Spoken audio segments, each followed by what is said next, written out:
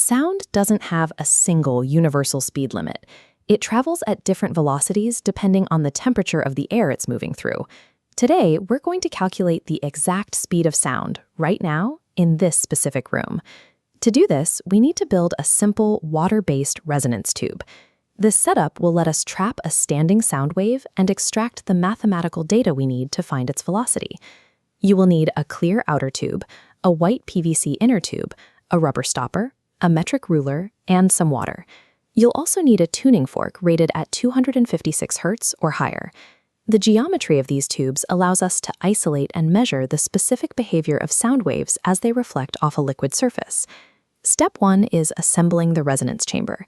Insert the rubber stopper tightly into the bottom of the clear outer tube, stand it upright, and slide the white PVC tube inside. Before you fill the whole thing up, pour a small splash of water into the tube to test the rubber stopper for leaks.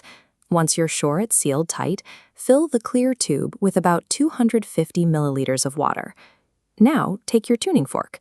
To activate it, strike it firmly against a rubber activator or the heel of your shoe. Do not strike it against a hard table. That can damage the fork and generate unwanted overtones that will skew the data. Hold the vibrating tines horizontally, resting them just a few millimeters above the open top of the inner PVC tube. By positioning this specific, pure frequency right over the opening, you are forcing the static air column inside the tube to start vibrating. With the fork vibrating over the opening, slowly and steadily lift the inner PVC tube out of the water. Listen closely as you raise it. At a very specific height, you will hear a sudden, distinct amplification of the sound, a loud hum. Stop moving the tube the exact moment you hear it. This diagram illustrates what just happened. That loud hum is the fundamental resonance, or first harmonic. The air column is vibrating in perfect sync with the tuning fork. Look at the bottom of the wave. The water creates a solid barrier where air molecules cannot move. We call this point of zero displacement a node. At the top of the tube, the air is completely free to vibrate. This point of maximum displacement is called an antinode. That sudden shift in volume is auditory proof. We have successfully isolated and trapped a precise fraction of a sound wave inside this tube. Hold the tube perfectly still at this resonant position. Using your metric ruler, measure the distance from the surface of the water up to the open top of the PVC tube. To make the math work, convert your measurement from centimeters into meters. So 16.2 centimeters becomes 0.162 meters. A full wave cycle travels through 4 spatial segments: 0 to peak, back to 0, through the trough, and back to the start.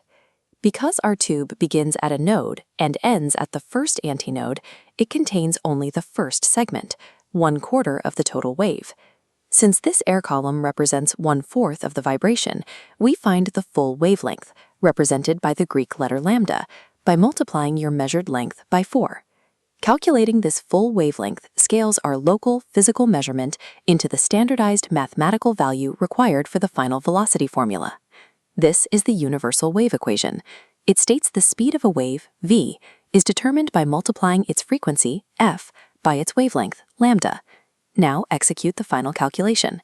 Check the frequency printed on the side of your tuning fork and multiply that number by the full wavelength you just calculated. If you executed the setup correctly and held the tube steady, your final speed should land somewhere between 330 and 345 meters per second. That range exists because the exact number depends on your room. Warmer ambient temperatures cause air molecules to move more rapidly and collide more often. When molecules bump into each other faster, the sound wave can travel through them faster. You can test this consistency yourself. Grab a tuning fork with a different frequency and repeat the process. You will find a completely different resonant length, but when you multiply the new numbers together, the final calculated speed of sound will remain exactly the same for your room. By combining careful physical observation with the math of wave mechanics, you have successfully calculated the exact speed of an invisible wave moving through your immediate environment.